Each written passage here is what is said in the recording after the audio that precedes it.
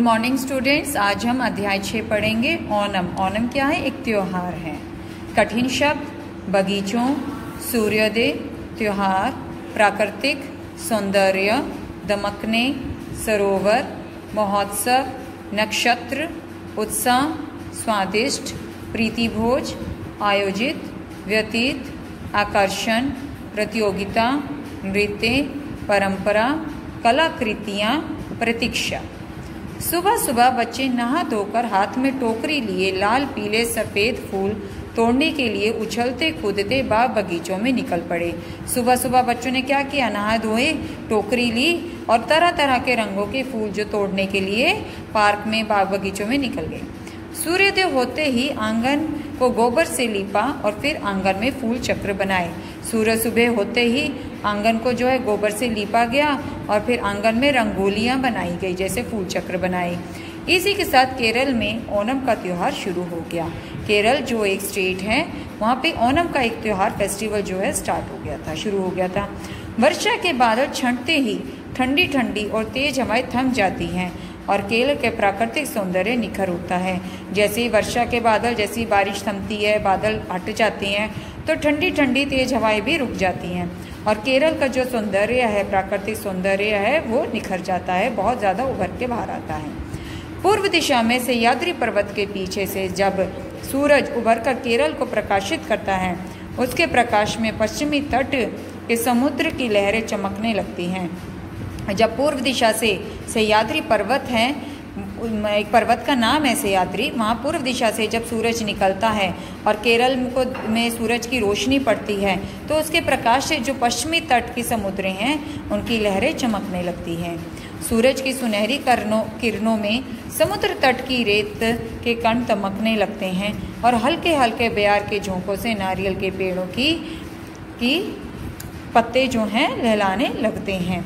अब सूरज की जो सुनहरी किरणें हैं, जो समुद्र तट के रेत पे पड़ती हैं, तो वो जो रेत है उनमें भी एक चमक आ जाती है, वो भी दमकने लगते हैं और जो हवा के झोंके चल रहे हैं, उससे भी नारियल के पेड़ों के पत्ते जो हैं हिलने लग जाते हैं, लहलाने लगते हैं।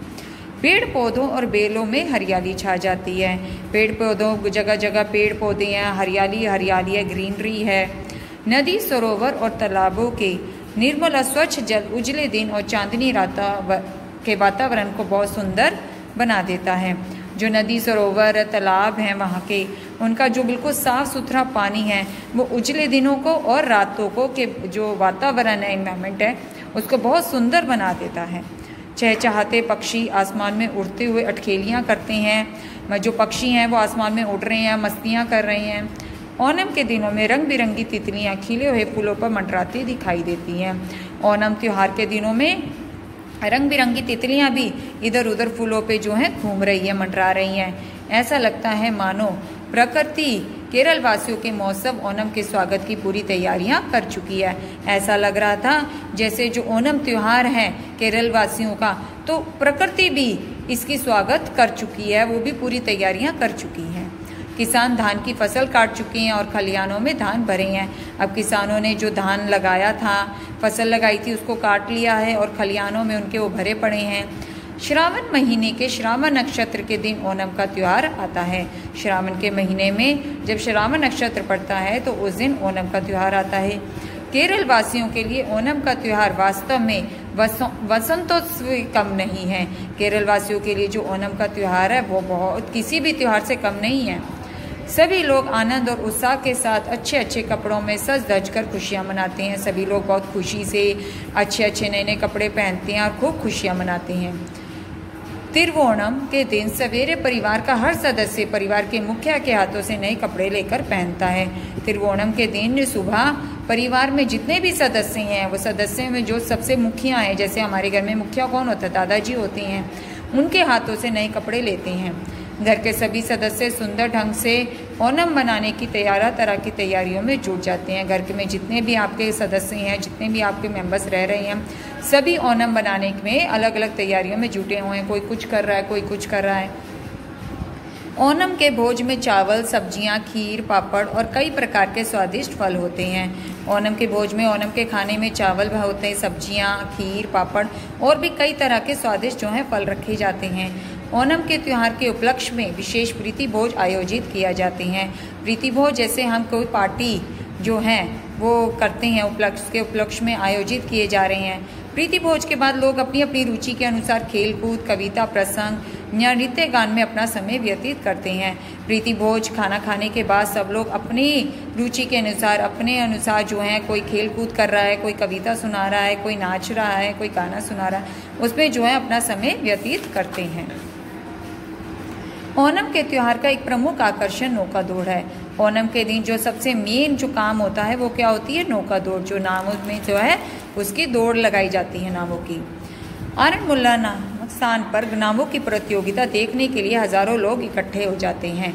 वहाँ पे एक ऐसा स्थान है आरनमुला जहाँ पर नावों की प्रतियोगिता होती है और वहाँ पे बहुत हजारों लोग जो है इकट्ठे हो जाते हैं उस प्रतियोगिता को देखने के लिए। केरल कई जगह सुप्रसिद्ध नृत्य कथकली का भी आयोजन होता है। जो वहाँ का जो मेन डांस है कथकली, वो भी उसका भी आयोजन किया जाता है। महिलाएं और लड़कियाँ तुम्बितुल, केकोटटकली और झूला झूलना जैसे नृत्यों या खेलों का हिस्सा लेती हैं। ये क्या है? ये डांस हैं तरह के, और झूला भी झूलती हैं और ये डांस भी करती हैं। केरल में ओणम का त्यौहार पुरानी परंपरा से जुड़ा है। ये बहुत ही पुरानी परंपरा है जो हमारे पुरखों से आई हुई है, उससे ये त्यौहार जुड़ा हुआ है। पर्व के बाद आंगन में बनाई गई कलाकृतियाँ हटाई जाती हैं। जब ये त्यौहार निकल जाता है, हो जाता है, तो उसके बाद आंगन में जो रंगोलियाँ बनाई गई हैं, कलाकृतियाँ, उन्हें हटा दिया जाता है। केरलवासी बीते हुए ओणम की मधुर यादों और अगले ओणम के मधुर प्रतीक्षा के साथ अपने अपने कामों में लग जाते हैं। जो केरलवासी हैं वो जो इनकी यादें हैं, ओणम की मधुर यादें हैं, और अगले ओणम की जब अगले साल ये त्यौहार दोबारा आएगा उसके इंतज़ार में अपने अपने कामों में लग जाते हैं। तो संदेश, हमें इस कहानी से क्या संदेश मिलता है?